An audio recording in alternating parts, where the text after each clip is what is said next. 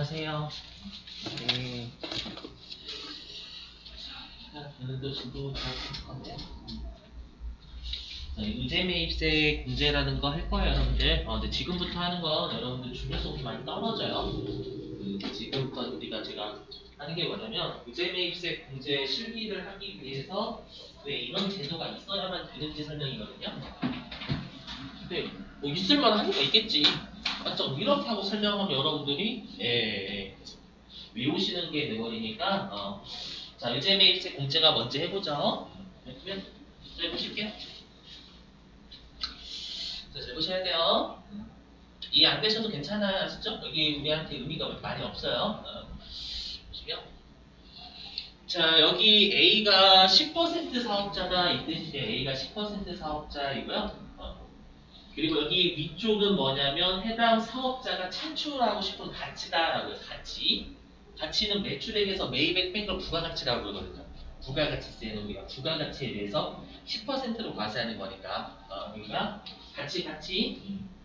그래서 이 위쪽에 있는 건 뭐냐면 A 사업자가 창출해내고 싶은 가치가 100원이다 이 뜻이에요. 아시죠?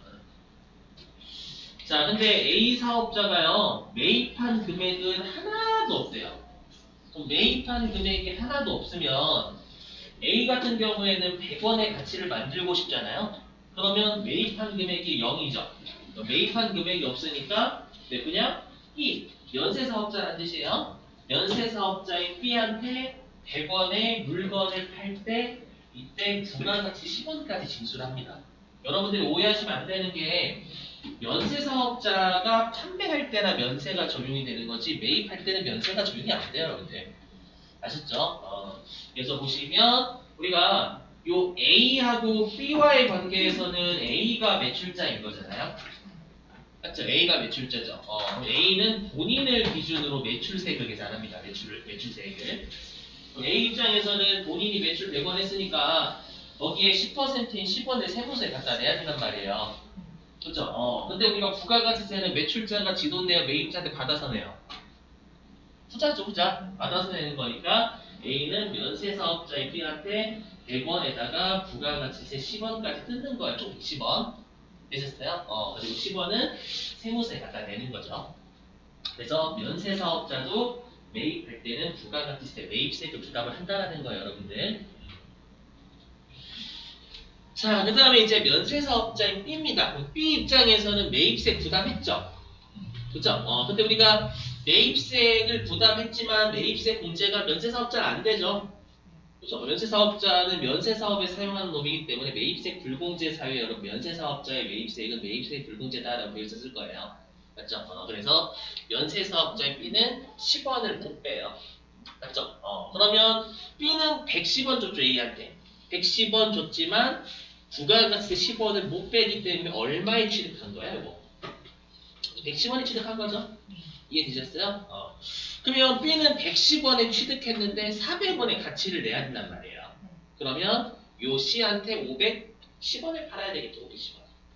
되시겠어요? 110원에 취득했으니까 510원에 팔아야 400원의 부가가치 창출되는 거잖아요. 됐죠?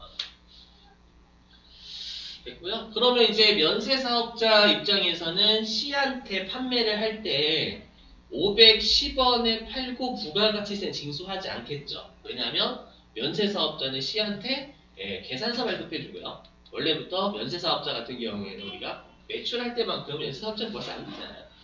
맞죠? 좀 잘 보셔야 돼. 그러면 엄밀히 얘기하면 지금 눈에 보이는 건 B가 C한테 510원에 판매했고 부가가치세는 없어요. 맞죠? 근데 이 생각을 해보세요. 보시면 만약에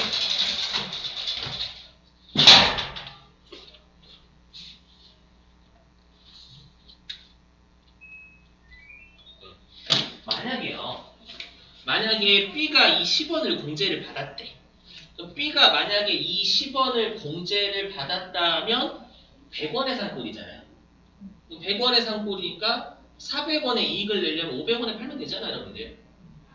이해되시겠어요? 근데 이 10원을 못 빼니까 판매 가격에 전가를 시켜버린 거야, C한테. 이해되시겠어요? 무슨 말인지?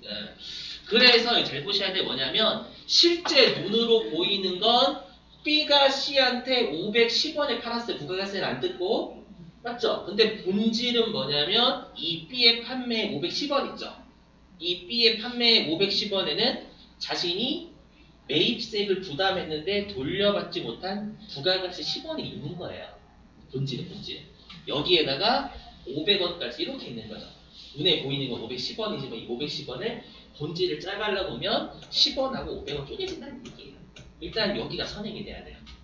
아시죠? 자, 그러면 이제 C. 그럼 우리가 10% 사업자인 C는 B한테 계산서 받을 거란 말이에요. 맞죠? 그렇기 때문에 매입세 공제가 안 되죠. 왜 매입세 공제가 안 되냐면 실제로 매입세 부담은 아니거든요. 맞죠? 눈에 보이는 거 그냥 510원 주고 샀잖아. 부가세 부담 없이. 있었어요? 그래서 C는 4원 못 돌려받는다는 뜻이에요. 아시죠? 그럼 C는 얼마 주고 샀냐면 510원 주고 산 거예요. 510원 주고 샀으니까 예, 얼마에 팔아야 되냐면 500원의 이익을 내려면 510원 더하기 500원 마진 붙여야 되는 거잖아요.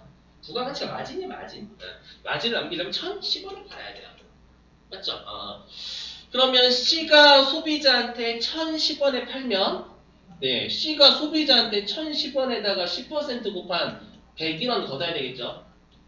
되시겠어요? 그럼 세무서에 101원을 내면 되는 거예요. 여기까지 되셨어요? 근데 잘 보셔야 돼. 자, 우리가 국가는 세금을 원래 얼마를 걷어야 되냐면 지금 실제로 국가 세무서가 얼마를 징수하고 있냐면 A한테 10원, C한테 101원 해서 총 111원 징수했거든요. 실제로는.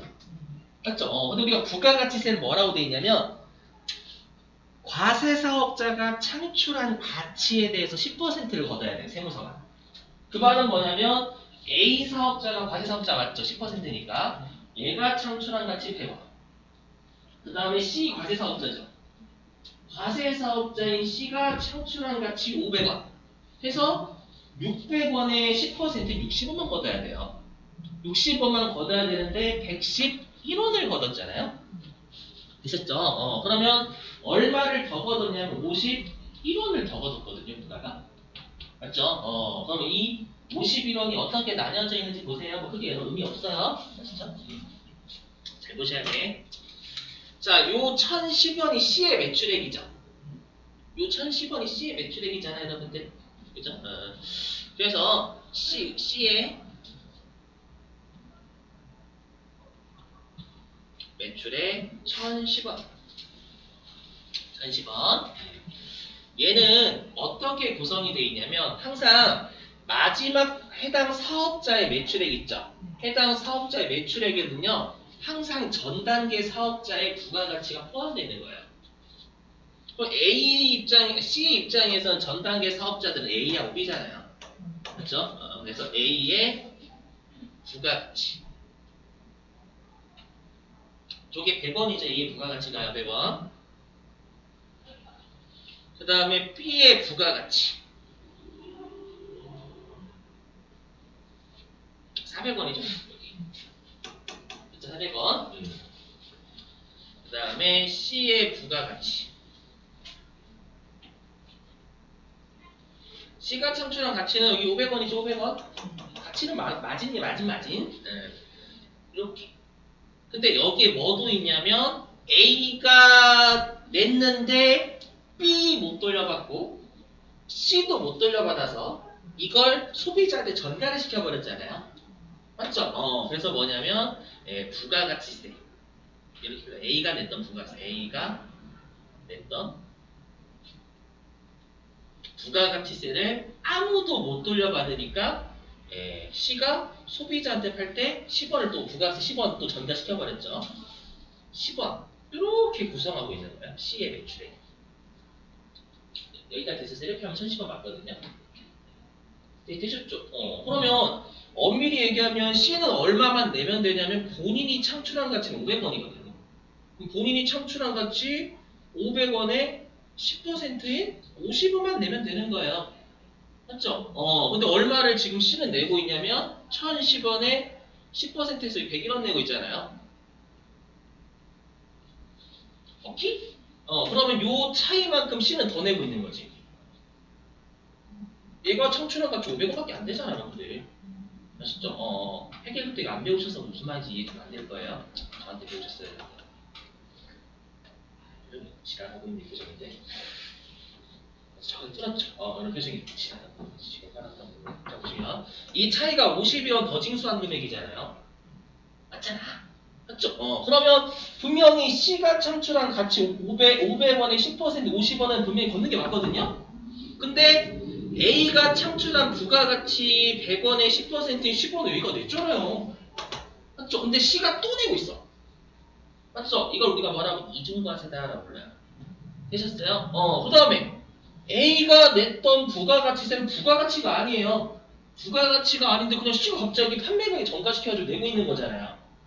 되셨어요? 그렇기 때문에 이 10원도 C가 부담은 안 되는 세액이에요. 여기 A가 냈던 부가가치 10%, 10원의 10%인 1원도 내면 안 돼. 이해되시겠어요? 이거 두 개는 이중과세, 이중과세. 이해되시겠어요? A가 냈었던 거 C가 또 내고 있죠. 여기서 포함돼서. 그래서 A가 냈던 10원을 누구도 못 돌려받고 있으니까 판매 가격에 전가시켜가지고 세금 또 거기 10%또 내고 있는 거잖아요. 이해되셨어요? 그리고 B가 창출한 부가가치 400원의 10%인데 이런 B는 면세사업자 10%가 아니잖아요. 10%가 아닌데 이렇게 되게 되면 면세사업자한테도 10% 과세가 되는 거예요. 이렇게 나뉘어져요. 즉 무슨 말이냐? 이 40원은 면세사업자가 창출한 가치에 대해서 모르고 과세한 거죠, 국가가. 이건 어쩔 수 없다는 입장이에요. 하지만 이렇게 A가 냈던 걸 이렇게 두 번이나 과세를 시키는 건 이중과세 방지해야 되겠다라는 거예요. 아셨죠? 그럼 우리가 왜 이런 사단이 났냐면 이 A가 냈던 10원을 누구도 못 뺐으니까 여러분 이건 사단이 난 거잖아요. 그죠? 정확하게 모르셔도 돼. 느낌만 잡으시면 되는 거 하나도 안 좋은 게 실패할 때. 근데 그냥 외워주세요 라고 하면 그러잖아. 아시죠? 그래서 어떻게 보냐면 잘 보셔야 되면 어떻게 하는지 여기가 본질이에요. 아까 우리가 C가 510원 실제로는 줬죠. 맞죠? 본질은 C는 B한테 어떻게 준 것처럼 해석하시냐면 500원에다가 B가 10원을 매입세 못 돌려받아가지고 전가시켜버렸잖아요. C한테. 됐죠? 그래서 어떻게 세법에서 바라보냐. 의제니까 실제로 그거 아니잖아요. 맞죠? 실제로 C는 B한테 510원만 줬어요. 부가세 안 주고. 안 줬지만 이걸 500원 더하기 부가가치 10원으로 의제를 시켜버리는 거예요. C, D가 B한테 준 510원은 500원과 B가 못 돌려받은 10원? 이렇게 두 가지가 있는 거예요. 되셨어요? 그럼 이 10원을 누구한테 돌려주면 여러분들 우리가 이중과세가 안 되는 거잖아요. 됐죠? 누구한테 돌려주냐면 C한테 돌려줘. 면세사업자한테 못 돌려줘. 면세사업자는 어쨌든 매입세 보호제예요. 아셨죠? 그래서 어떻게 하냐면 이렇게 봐요. 이렇게 의지하는 거예요. 여기 보시면 실제로는 510원 더하기 0이죠? 얘지만 의제를 어떻게 하냐면 500원 더하기 부가가치 10원 주고로 봐요. 이해되시겠어요? 됐죠? 이렇게 부담한 것처럼 의제시키는 거예요. 지금 이중과세니까 해결해야 된다면 해결하기 위해서 나온 제도라니까. 아셨죠? 그럼 이렇게 보게 되면 C는 B한테 너 부가가치 10원 부담한 것을 의제를 하는 거야. 일단은 실제로 510원에 부가가치 안 줬지만 오케이? 이렇게 의제를 하고요. 그 다음에 C는 분명히 B한테 뭐 받았을 거냐면 계산서 받았죠. 원래 계산서 받으면 매입세 공제금 자시고 안 나오잖아요. 근데 그냥 얘를 10원을 그냥 너 계산서 받았지만 그냥 10원을 빼주겠다라는 거예요. 맞죠? 그래서 뭐냐면 매입세금 부담한 거 아니지만 매입세액을 공제해주겠다라는 거예요. 실제로는 매입세 부담한 거 아니잖아요. 아니지만 이중과세 방지하기 위해서 매입세액을 의제해서 빼주겠다라는 거예요. 네, 되셨어요? 그럼 이렇게 하게 되면 이 10원 과세 됐어요? 안 됐어요? 근데 여기에서 과세에서 얘 돌려받았잖아요. 되셨어요? 그러면 보시면 그러면 C 입장에선 이렇게 바라보게 되면 500원 더하기 부가가치세 10원 준 것처럼 보는 거잖아요. 이렇게 되면 10원 돌려받죠. 의제를 하게 되면. 그러면 C는 얼마의 산꼴이에요? 510원 줬지만 10원 돌려받으니 500원에 주고 산 꼴이잖아요. 이해되시겠어요? 그 500원 주고 산 꼴이면 500원에 마진 남기려면 소비자한테 1000원에 팔면 되겠죠. 되셨죠? 그러면 1000원을 소비자한테 팔 때 그러면 1000원 더하기 부가가치세 100원 이렇게 소비자한테 받아내면 되는 거잖아요. 되셨죠? 그러면 C는 얼마 내면 되냐면 100원만 내면 돼요. 오케이? 그러면 지금 얼마를 국가는 걷었냐면 이 의제 매입세 공제를 통해서 A한테 10원 받았지만 C한테 빼줬으니까 이 10원 과세 안 된 거고요. 맞죠?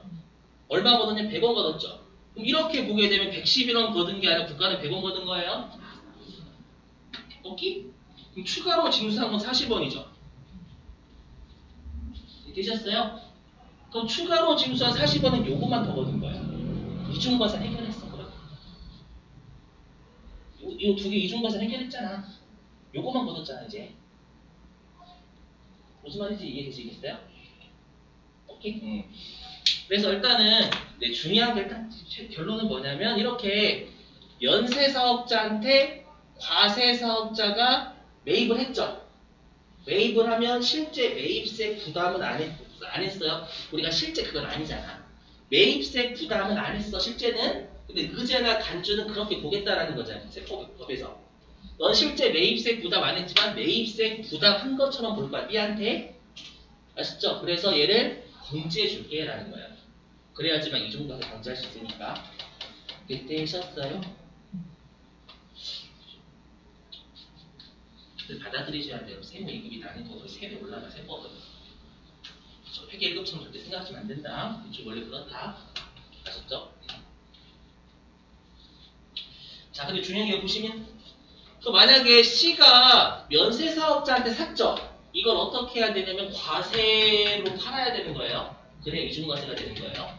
아시죠? C가 만약에 면세로 팔면 부가가치 징수 안 해요. 되셨어요? 우리가 과세사업자가 과세재화를 팔아야 과세가 되는 거예요. 과세사업자가 면세 팔면 면세입니다, 그건. 아셨죠?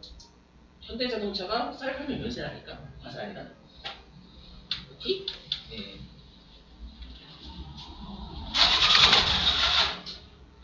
자, 넘어가겠습니다. 자, 가급적 외워주세요. 자, 그러면 지금부터 하는 의제 매입세 공제는 다 방금 사례에서 누구냐면 여기 C입니다. C. C가 지금 10원 의제 매입세 공제 받고 있는 거잖아요. 오케이? C 입장이에요. 잘 보셔야 돼. 자, 그러면 일단 적용 요건. 의제 매입세 공제를 언제 적용하냐라는 거예요. 자, 동그라미 1번 보니까 과세 사업을 영위하는 사업자라고 돼 있죠. C가 과세 사업자였잖아요, 방금. 맞죠? 자, 그 다음에 동그라미 2번인데 이걸 외우셔야 돼요. 뭐냐면 제가 방금은 면세 사업자한테 사면 의제 매입세 공제가 다 되는 것처럼 설명드렸잖아요. 맞죠? 근데 어떨 때만 되냐면 미가공, 농축수, 임산물, 그 다음에 김치두부 이거 아마 회계 1급 때 배우셨을 겁니다. 배우셨죠? 이거 먹는 면들. 먹는 면세만 돼요. 왜냐면 주로 방금처럼 소비자한테 전가시키면 주로 소비자가 많이 쓰는 물건들이에요. 소비자는 주로 먹는 거 많이 소비하죠. 되셨어요? 그래서 외우실 게 모든 면세가 아니라 미가공, 농축수, 인산물, 김치두부 같은 것만 얘기하는 거예요. 아셨죠? 그래서 우리 예전에 한번 시험에 뭐 낸 적이 있냐면 쓰레기 봉투 냈는데 쓰레기 봉투. 쓰레기 봉투 면세는 맞거든요. 근데 쓰레기 봉투 매입했다고 의제 매입세 공제 안 해줍니다. 왜냐면 면세 농산물 등이 아니어서 그래요. 아시죠? 그래서 우리가 의제 매입세 공제 파트는 다 어떻게 되어 있냐면 미가공, 농축수, 임산물 얘네들을 면세 농산물 등이라고 불러요. 아셨죠? 그래서 볼게요. 여기 그래서 면세 농산물 등을 원재료로 구입을 해가지고요. 아시죠? 구입해서 제조 가공한 재화 또는 용역의 공급이 과세가 돼야 됩니다. 아까 시 입장에서는 면세로 사와서 과세로 팔았어야 매입세 공제 되는 거잖아요. 이제 매입세 공제가. 아셨죠?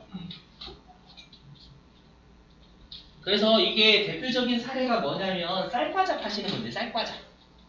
쌀과자 파시는 분은 원재료가 뭐죠? 쌀이죠, 쌀. 쌀은 면세 과세. 면세죠? 쌀과자. 아세요? 쌀과자 너무 다 가공이 부작이 됐어요, 근데. 또는 종갓집 막김치. 종갓집 막김치 배추 사자, 배추. 맞죠? 배추 사와가지고요. 종갓집 막김치는 여러분들 그 배추김치를 파는 게 포장해서 팔죠? 그건 아세요? 우리가 일반적으로 어머님들이 김장하시는 그 배추김치는 면세지만 공장에서 찍어내는 포장김치는 과세거든요. 아셨죠? 그런 거야 되는 거예요. 자, 그럼 여기 동그라미 3번이 중요한데 그럼 여러분들 우리가 의제 매입세 공제는 좋은 거예요? 안 좋은 거예요? 국가 입장 말고요. 시 입장에서는. 좋은 거지 여러분들. 세금을 빼주는데. 되시겠어요? 그럼 세금을 빼주니까 좋은 거잖아요. 시 입장에서는요. 시 입장에서는 악용할 여지가 되죠. 그래서 우리나라는 좀 세금에 대해서 많이 민감해요. 특히 탈세를 좀 많이 하려고 하기 때문에 이 의제 매입세 공제는 좋은 제도예요. 그 과세사업자인 시 입장에서 10원을 빼주거든요. 빼주니까 이걸 거짓말 치는 놈들이 있다는 거예요. 아시죠? 그럼 방지를 해야 되겠죠. 그래서 뭐냐면 네가 면세 농산물 등을 샀다라는 이 증명 서류를 제출하라는 거예요. 아셨죠? 저 면세 농산물 샀는데요. 저 믿어주세요. 저 못 믿으시지 얼굴을 보세요. 저 믿어주세요. 생서 바보야? 맞죠? 그래서 보시면 여기 자, 우리가 작성해야 될 서식이 여기 의제매입세 공제신고서라는 실기서류 작성해야 되거든요. 이거 실제 들으기 많이 해요. 아시죠? 자, 근데 얘도 제목 자체가 매입세 공제 여기 보이죠? 눈에. 매입세의 공제. 우리 대손세 공제 신고서도 대손세 공제니까 공제되는 것만 나왔잖아요. 얘도 마찬가지로 여기 의제매입세 공제 신고서에는 공제 되는 것만 넣으셔야 돼요. 안 되는 거 넣으시면 안 됩니다. 아셨죠?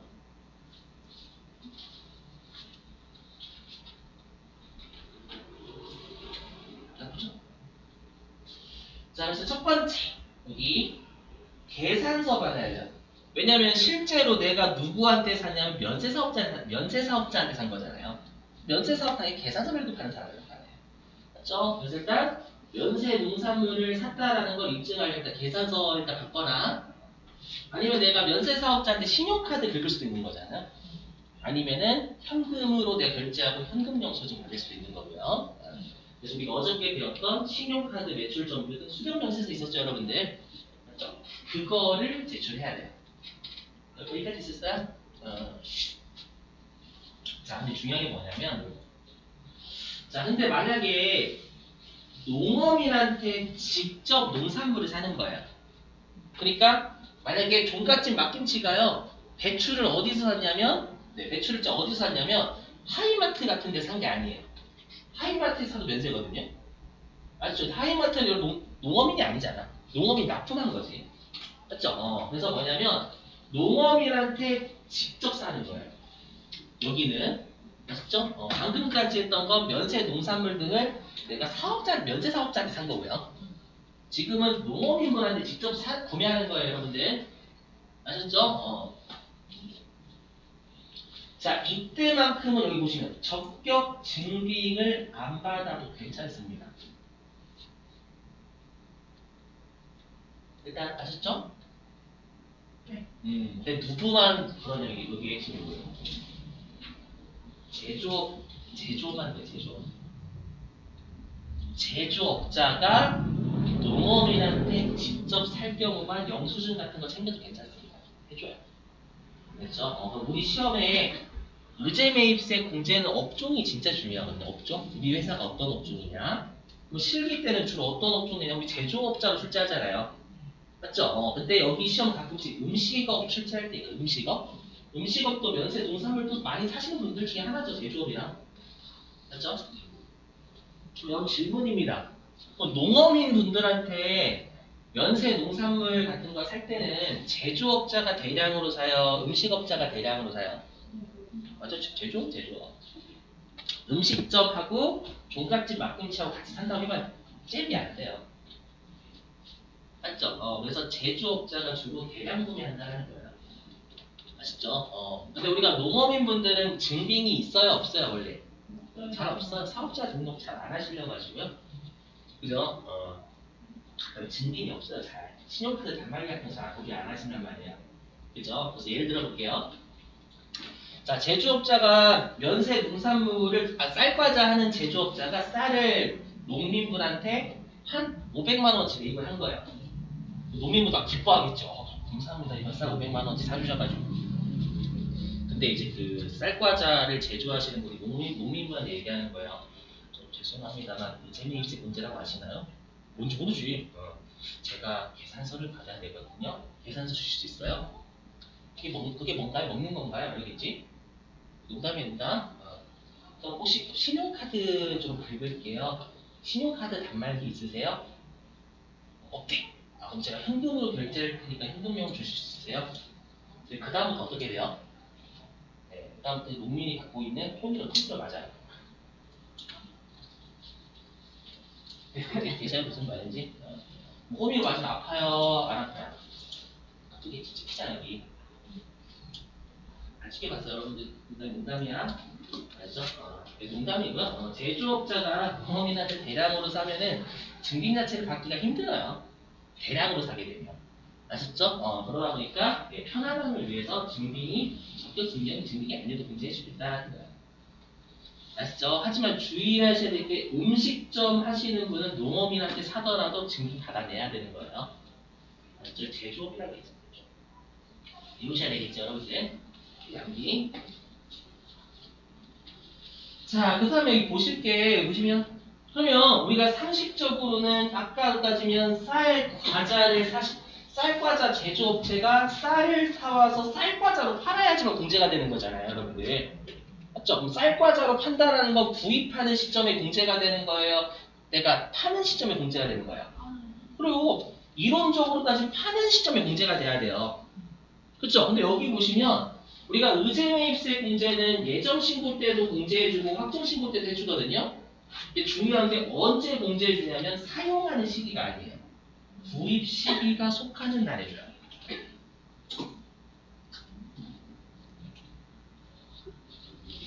이거 한두 번 정도 말문제고요. 사용 시기가 속하는 세액에서 빼준다라고 몇 번 장난쳤었어요. 왜 그러냐면 이미 그 간주 공급할 때 했었죠. 어떻게 사용할지 세무서가 알 길이 없어요. 맞죠? 실제로는 이론상으로는 사용하는 시점, 쌀과자로 파는 시점에 공제해 준 게 맞아요. 근데 세무서가 쌀과자로 파는지 안 파는지를 봐야 돼. 그게 현실적으로 불가능하단 말이야. 그죠? 그래서 어떻게 하냐면 그냥 그러니까 쌀을 매입하죠. 쌀과자 파시는 분이. 쌀을 매입하면 그냥 쌀과자로 팔겠지라고 전제를 깔아버려요, 세무서는. 그래서 미리 매입세 문제예요. 그래서 구입할 때 문제예요, 구입할 때. 아셨죠? 쌀 과자로 팔아야지만 공제 준 게 아니에요.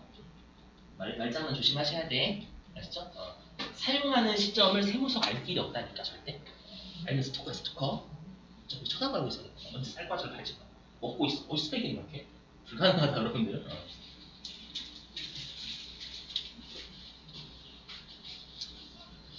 자, 그 다음에 이제 여기 보시면 그럼 우리가 의제매입세 공제를 얼마 해주냐라는 건데요. 보시면 자 여기 보실게요. 보셔야 돼. 우리 나중에 이런 거 입력해야 되거든요. 여기다가.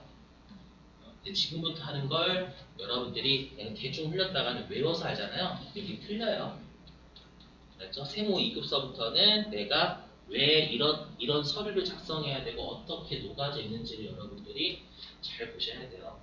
아시죠? 회계 1급하고는 좀 난이도가 세법이 많이 다릅니다. 진짜야. 아시죠? 대충 하시면 안 돼요. 회계 1급 세법 공부하듯이 하시면 안 돼요. 난리 납니다. 항상 요 해당 챕터마다 계산 구조가 녹아져 있어요. 대부분. 아시죠? 자, 그렇게 일단 외우셔야 돼. 이렇게 어떻게 되냐면, 내가 쌀 과자를 제조하시는 쌀 매입한 금액이 있을 거 아니에요?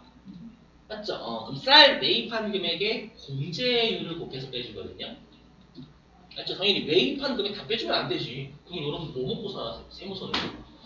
맞죠? 근데 이게 10%가 아니에요. 암기하셔야 돼. 여기 있는 거 암기다. 아셨죠? 암기하셔야 돼. 자, 일단 여기부터 먼저 할게. 주석 2번. 이거 외우셔야 돼. 실기 이론 다 잘 나와요. 자, 일단은 원칙은 102분의 1을 해줘. 102분의 2. 그렇죠? 원칙은 102분의 1을 해줍니다. 자, 근데 우리가 주로 면세 농산물 등을 사서 과세로 파는 건 주로 음식점하고 제조업이 많겠죠? 맞죠? 그래서 시험에는 주로 음식점하고 제조업 많이 해요.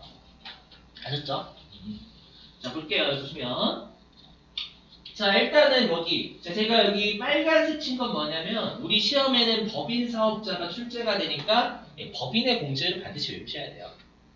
아셨죠? 여력이 되신다면 내가 이론까지 대비를 한다라고 하시면 나머지 이 공제율 중에서 색깔 안 넣은 검은색도 외우셔야 되는 거고요.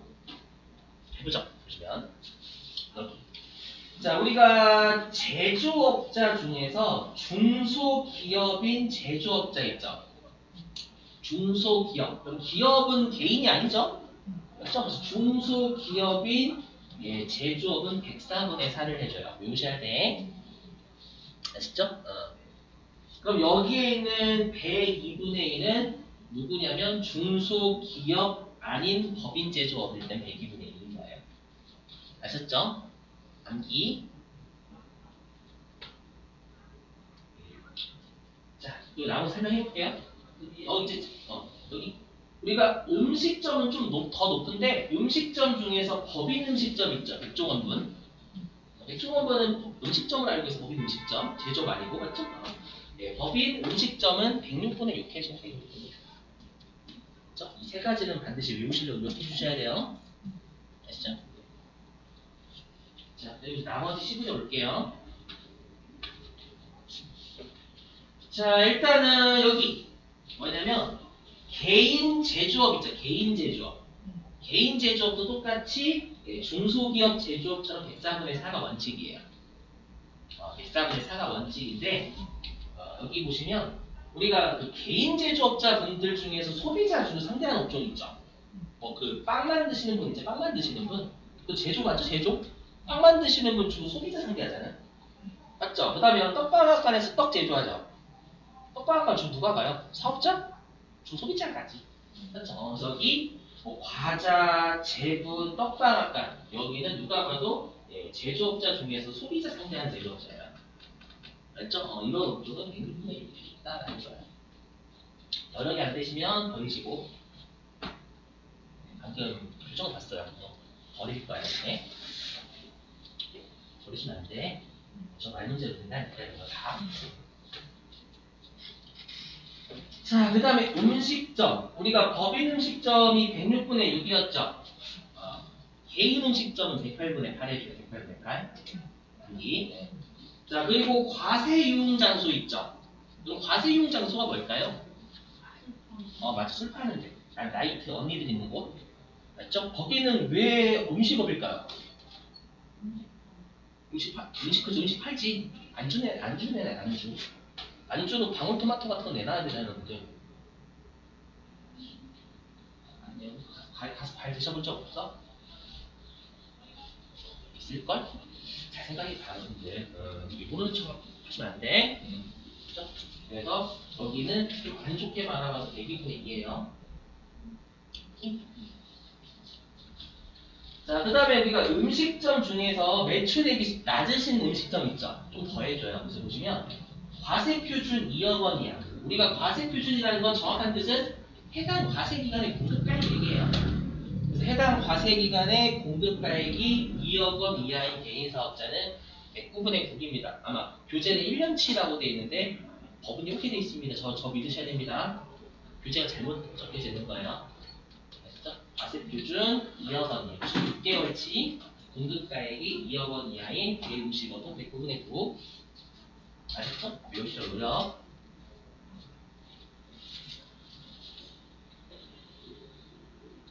자, 그 다음에 우리 주석 1번 해볼게요. 주석 1번. 자, 보시면. 자, 그러면 우리가 쌀과자 하시는 분이 쌀을 500만원 주고 매입했대요. 아셨죠? 500만원 주고 매입했는데, 우리 회사가 서울에 있다 보니까, 운송업체한테 우리 쌀 좀 배송해주세요. 라고 해가지고, 배송비까지 준 거예요. 그럼 우리가 회계든 세법이든 자산 취득과 관련해서 썼으면 자산이 원칙이거든요. 맞죠? 그 말은 원래 여기에는 500만 원에다가 쌀 운송비 20만 원까지 합쳐서 쌀은 520만 원 봐야 되는 거잖아요. 이해되시겠어요? 근데 여기 보시면 운임 등의 부대 비용은 제외한다라고 돼 있죠. 방금 사례에서 500만 원 넣는 거예요. 520만 원 넣는다는 얘기예요. 맞죠? 500만 원 넣어요. 왜냐? 운송업체는 과세사업자예요. 운송업체한테 내가 매입세 부담하겠죠. 그건 신용카드 같은 거에 따른 매입세 공제가 돼요. 맞죠? 근데 여기 의제 매입세 공제에 한 번 더 들어가게 되면 이중으로 빼주는 거예요. 그건 용납하지 않겠다는 거예요. 이해되시겠죠? 무슨 말인지?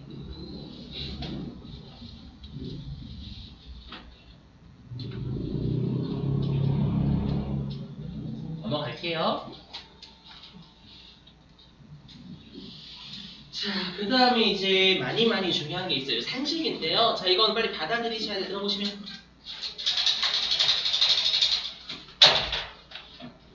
자, 들어보세요, 여러분들.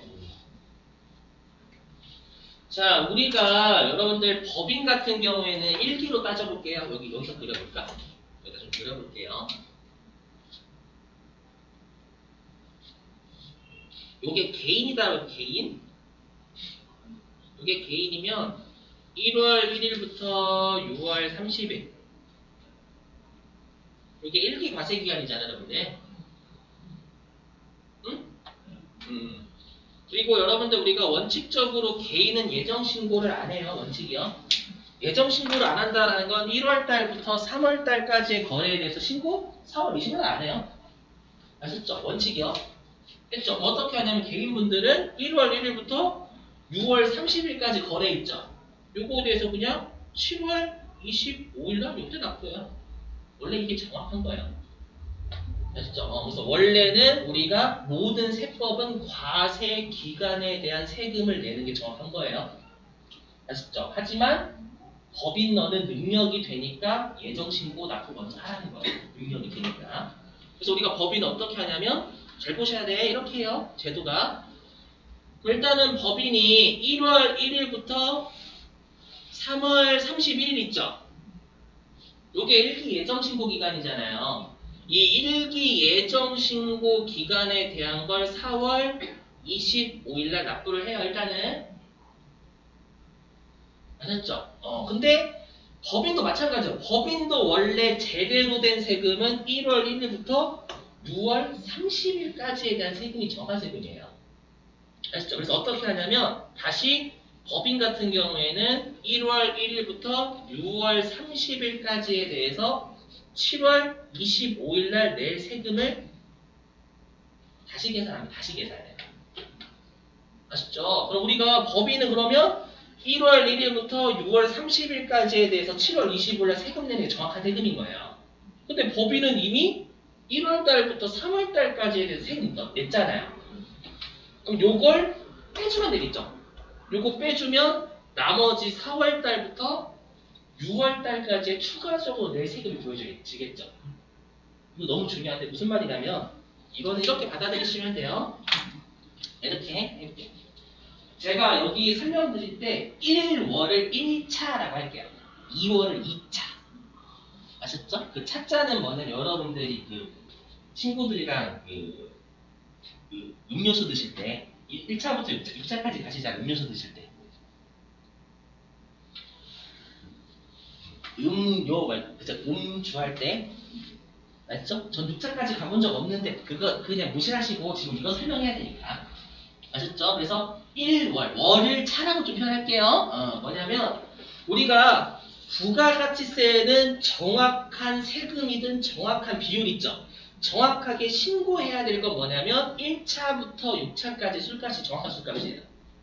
항상 개인이든 법인이든 1차부터 6차까지 다 마친 다음에 내는 술값이 정확한 술값인 거예요. 오케이? 근데 우리가 개인은 그렇게 개인이라는 내 친구는 그렇게 해. 근데 나한테 법인이라는 친구가 있는 거예요. 법인이라는 친구는 능력 좀 되는 애야. 돈 많이 벌어. 그래서 어떻게 하냐면 야, 넌 1차부터 3차까지 술값 좀 먼저 내. 아셨죠? 그래서 법인이라는 친구는 1차부터 3차까지 술값을 먼저 내는 거예요, 나한테. 받아주시면 안 될까? 나 이거 예시 도저히 못하겠더라고. 1차부터 3차까지 술값 먼저 내는 거예요, 법인이라는 친구는. 아쉽죠? 그리고 이제 다시 1차부터 6차까지 달렸어, 계속. 그럼 이제 개인이라는 친구는 이제 1차부터 6차까지 다 왔으니까 이제 그때서 1차부터 6차까지 술값 계산하면 되는 거야, 개인이라는 친구는. 맞죠? 근데 법인이라는 친구한테 야 1차부터 6차까지 술값 100원 나왔다 라고 했는데 법인이라는 친구가 야 나 1차부터 3차까지 술값 계산했잖아. 근데 알고 봤더니 그 법인이라는 친구 60원입니다. 한 거야. 그럼 추가적으로 40원만 더 거두면 되는 거잖아. 근데 우리 시험은 개인이 아니라 법인 출제가 돼요. 아니 이 개념을 받아들이셔야 1교시하고 2교시가 편해요. 안 받아들이시면 많이 힘들다. 아셨죠? 그래서 부가가치세 항상 정확한 금액과 정확한 세금은 3개월치가 아니라 과세기간 6개월치가 핵심이라는 거예요. 오케이?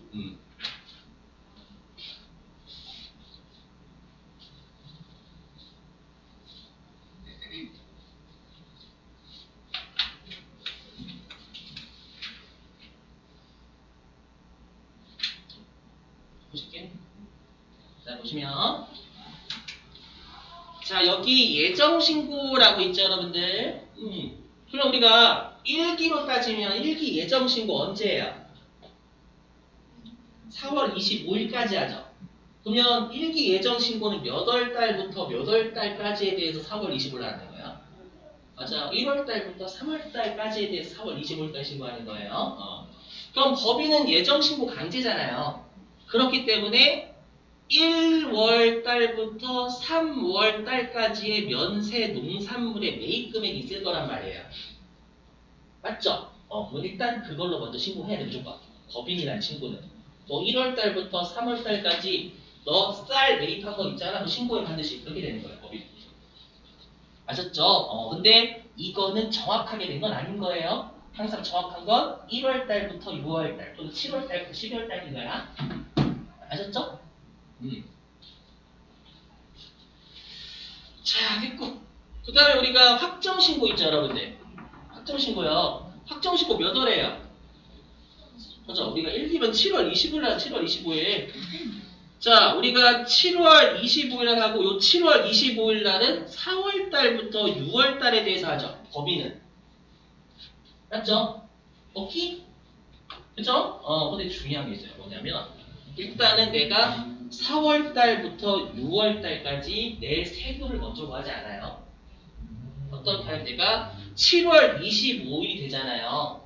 7월 25일이 되면 1차부터 6차까지 술값이 나와요, 안 나와요? 나와요, 이때는. 즉, 여기, 이게 지금이에요. 나중에 우리가 여기 확정신고 때 입력할 건 3개월치가 아니라 과세기간 6개월치 입력해요. 이게 지금입니다. 1차부터 6차까지 술값을 일단 계산하는 거예요. 나왔으니까 이제. 아셨죠? 그래서 어떻게 하냐면 여기에요. 1월 달부터 6월 달까지의 면세 농산물 매입한 금액이 있을 거 아니에요. 오케이? 이제 되셨어요? 여기까지는? 근데 이렇게 하면 문제가 뭐예요? 이렇게 하면 잘 보셔야 돼요. 여기. 이렇게 하면 여기 1월 달부터 3월 달 여기에서 공제 한 번 받았죠? 근데 여기에 1월 달부터 3월 달이 들어와 있어, 안 들어와 있어요? 들어와 있으면 한 번 더 받은 거예요. 1월 달부터 3월 달은 여기서도 받고 여기서도 공제 받았죠. 그럼 어떻게 하면 되겠어요? 빼주면 되겠지. 여기에서 1월 달부터 3월 달까지의 공제 받은 걸 빼면 이중 공제 아니잖아요. 이렇게 하면 몇 월 달부터 몇 월 달까지 실어지는 거야. 맞죠? 4월 달부터 6월 달까지 추가적으로 납부할 세금이 추가지는 거야. 공제 받은 것. 이렇게 흘러나가요.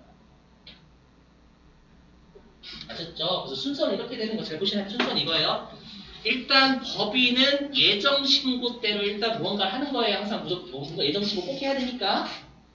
아셨죠? 근데 확정 신고가 되면 6개월치 전체가 다 나온단 말이야. 아셨죠? 일단 그게 정확한 거니까 그걸로 계산하는 거예요. 오케이? 근데 아까로 따지면 1차부터 3차까지 술가 먼저 냈잖아요.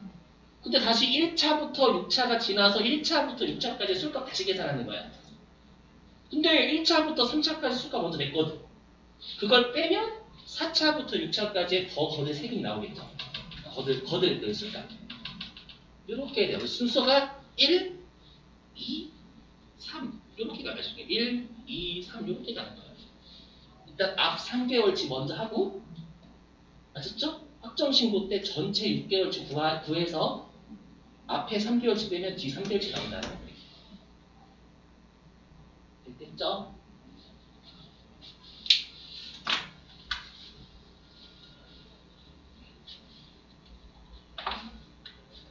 자, 근데 이제 문제가 뭐냐? 자, 여기 여러분들 보시면 한도 보이잖아요, 한도? 그만하고 쉴게요. 잘 따라오고 계시지? 진짜 여러분들 힘내라고 하는 말 아니다. 잘 따라오고 계신다. 이게 한도이자 한도. 맞죠? 뭐냐면 여기 6개월 동안의 면세 농산물 매입가액 있죠? 요거 믿을만 해요? 세무서는 믿을만 하지 못해요? 믿지 못해요. 왜냐면 만약 여러분들이 계산서를 가지고 와가지고 저 면세 농산물 쌀 4억원어치 샀어요. 가지고 온 거예요. 아셨죠? 근데 알고 봤더니 그 4억은 여러분들이 친구가 농민이야. 친구가 농민인데 친구한테 얘기한 거야. 야 A야. 친구가 A래요. 야 A야. 나 의제매입세 공제 받아야 되니까 계산서를 허위로 좀 끊어줄래? 그리고 넌 도망가. 그럴 수 있잖아요. 근데. 맞죠?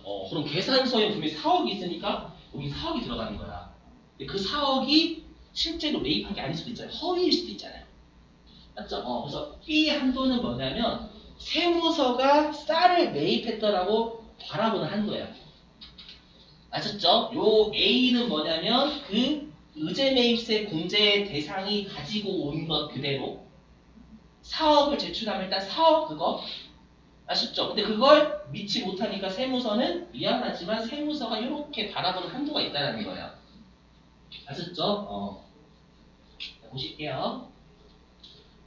자, 근데 여러분들 우리가 세무서가 쌀을 매입하시는 분이 쌀을 얼마에 매입했는지 알 수 있을까요? 모를까요? 몰라요. 그러면 쌀을 매입하신 분이 쌀과자로 매출한 금액을 알까요? 모를까요? 그건 알아요. 알지. 왜냐하면 매출액은 우리가 사업자를 보고 해야 돼. 신고해야 되거든. 우리 지금 과세 사업자잖아요. 전부 다 의제매입세 문제는. 그래서 매입한 걸 세무서는 모르지만 매출한 것은 알아요. 그래서 뭐냐면 이렇게 말해요. 여기. 해야 돼.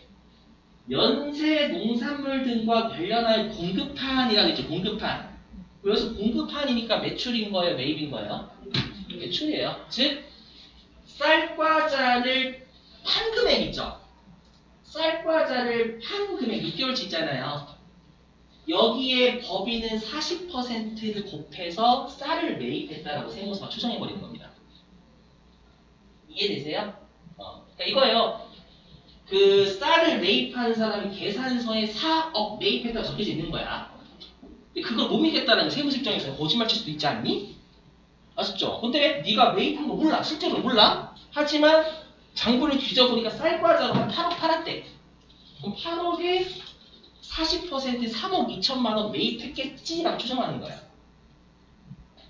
아셨죠? 그래서 우리가 나중에 입력할 때는 매입액도 6개월치 입력해야 되고 매출액도 6개월치 입력해야 되는 거예요. 오케이? 자, 그럼 잘 보셔야 돼요. 여기 보시면 바로 그래서 실기 입력하는 거 해볼게요. 여기 보시면 제가 열심히 한 이유가 있어요. 이렇게. 봐봐요. 자, 우리가 확정신고 때 한도 있다라고 있죠. 여기 보시면 좀 없는데 여기 과세 표준이라고 보이세요? 요거 보시면 6개월 면세 농산물과 관련해서 공급한 6개월의 과세 표준 넣는 거예요. 6개월이면 예정 더하기 확정 1회 6개월이잖아요, 여러분들. 맞죠? 그래서 여기 예정분, 확정분, 과세표시 이렇게 돼 있죠. 여기에다가는 우리가 예정신고 기간의 매출액은 여기다 넣는 거예요. 확정신고 기간의 매출액. 즉 예정신고 기간에 쌀과자 판 거 여기다. 확정신고 기간에 쌀과자 판 거 여기다. 그럼 컴퓨터가 여기에 40% 있어요 실제로. 그럼 이게 한도가 되거든요. 아셨죠? 자, 그리고 여기 단기 매입액 있잖아요. 보이세요? 요 단기 매입액은 뭐냐면 얘예요. 여기. 아까 네가 계산서를 가지고 와서 사업 매입했다고 주장하는 거 있잖아요. 그게 6개월치였죠, 여기요. 오케이? 자, 그게 여기로 들어가요. 여기 6개월치. 예정신고기간, 확정신고기간 2개 더한 면세등산물 매입액입니다. 이해되세요? 이게 이해가 돼야 납치 안 당해요. 되셨죠? 그러면 이렇게 하게 되면 우리가 1월 달부터 6월 달까지의 공제 구하는 거잖아요. 이렇게 하게 되면 우리가 이미 1차부터 3차까지의 술값을 냈죠. 이걸 따지면 우리가 법인은 1월 달부터 3월 달까지 유세매입세 공제도 받았단 말이에요. 근데 여기서 한번 1월 달부터 3월 달 또 받는 거잖아요. 그래서 여기 보이세요? 여기 이미 공제받은 금. 여기 있잖아요. 예정신고. 그래서 예정신고 때 유제매입세 공제액 있으면 여기다 입력하면 컴퓨터 뺍니다. 네, 되시겠나요? 예정신고 때 공제받은 유제매입세를 줄 거예요. 세무서요. 문체에서요. 아시죠? 이렇게 하면 됩니다요. 됐어요. 자, 그럼 10분 쉴게요. 잘 따라오셨어?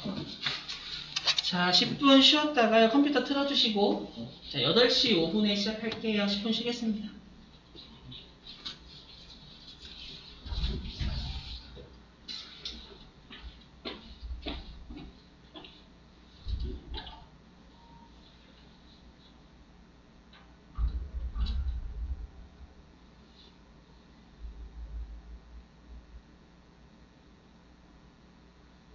회사님 투자 체크 안 했어요? 했는데요? 안 돼 있는데? 어떡하냐 이거. 왜 안 돼?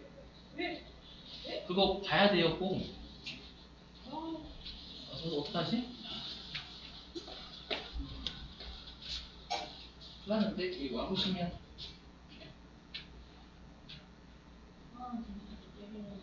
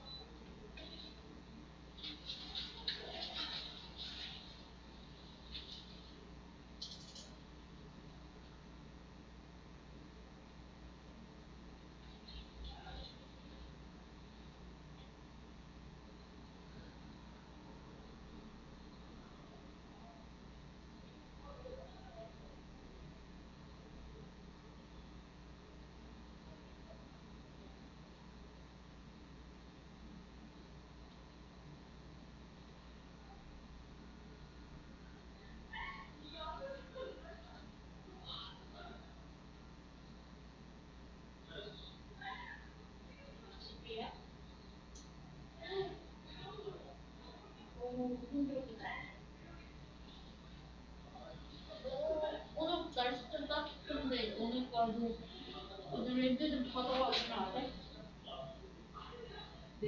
오 고마워. 응? 오늘은 좀 날씨가 따뜻해. 내일 엄청 맛있었는데. 아니 굉장히 좀 심해지. 오. 그거 쉬고 난리도 아니잖아. 왜? 아 나 오늘도 입실 못했어. 입실을 못했어. 이걸 찍어야지 입실이 되는데 QR코드 체크인을 못해서 입실을 못했어. 어, 그래서 사진을 또 찍어야 한다 해서 귀찮아서 그냥 지갑 처리시켰어. 어디다 안 빈토에 찍어놓은 거 모르겠어. 언니가 오늘 놀러 갔어. 내가 지갑 처리해가지고 지갑 3일만 또 실행돼. 신고가 안 돼. 그거 그 전화해보면 안 하는구나.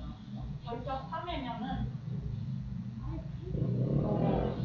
지급액이 차관돼. 어.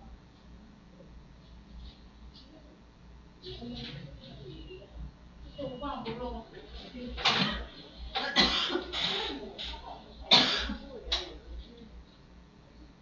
이걸 몇 개월 이번에 그때 한 번 처음이고 그랬지. 그 내가 캐릭터를 못 찍어가지고 그래. 깜빡하니까. 그렇지. 이게 10개월 한 번씩, 한 번씩 내는 거죠. 응. 어차피 우리 이제 이거 어차피 이게 시작을 해서 잘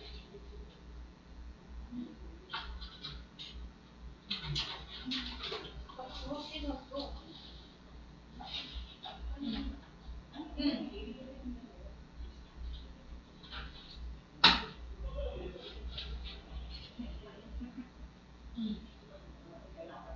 그래 유니콘이 유니콘. 이렇게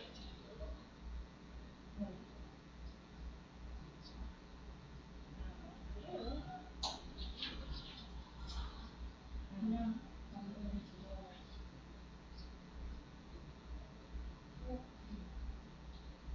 뭐? 수능 다시 와야 돼. 아무것도 없이? 응. 그래서 과외 선생님들 과외 쌤.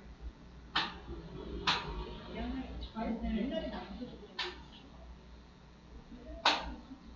아 그러면 좋네. 너 담당하게 말하는 소리 보니 뭔가 있다? 아이 선생님이 과외를 받잖아. 그놈이 못하는 수업인가? 아 화냈어.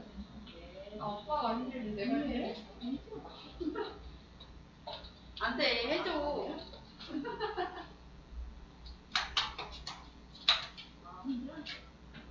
진짜인데? 나 이거 한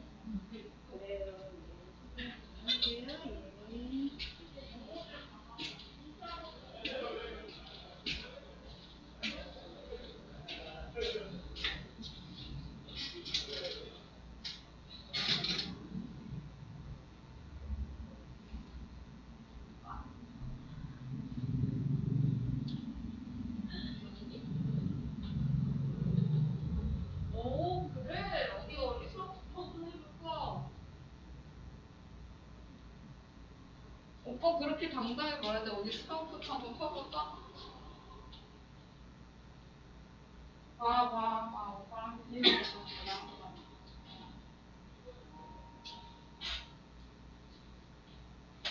나 농담 안 진짜 집에 아빠가 말게 해줄게. 집에 오늘 얘기해줄게. 아니 그건 아니지 내가 그거 때문에 그렇게 얘기하는 거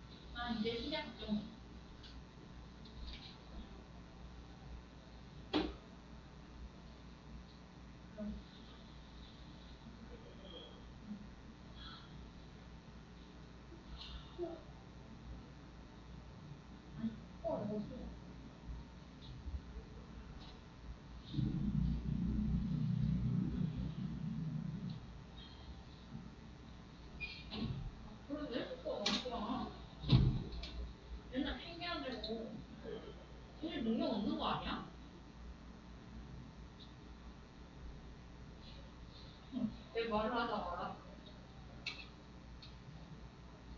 여보세요? 여보세요? 내 말을 하다 말아. 기분이 안 좋아? 뭐?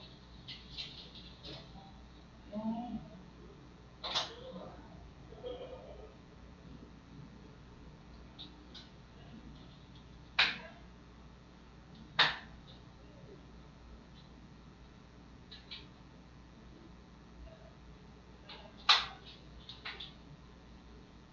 공동점이면 전화한다고 해요.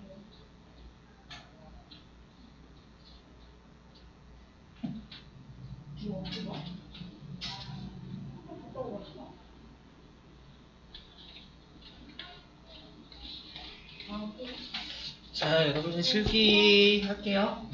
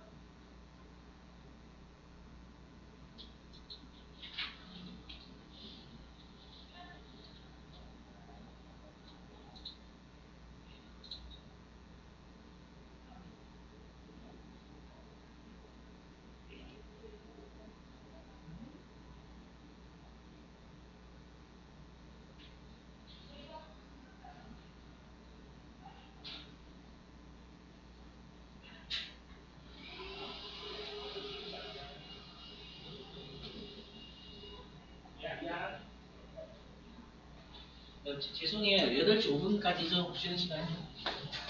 8시 5분까지였어요. 지금 5분인가? 아, 5분이잖아. 5분 맞네.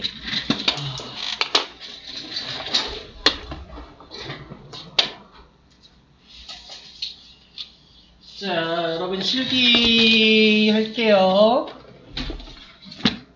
자, 교재 몇 페이지 가주시냐면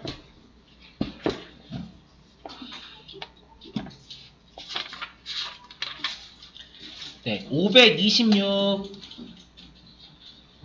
여기다 적어둘게요. 526페이지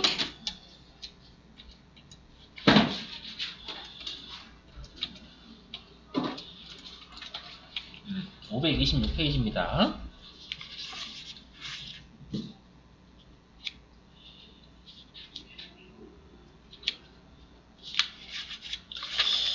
자, 526페이지 8장 의제매입세 공제신고서라고 있죠. 자, 별표 좀 치시고 잘 나오는 서식 중에 하나예요. 526페이지 8번.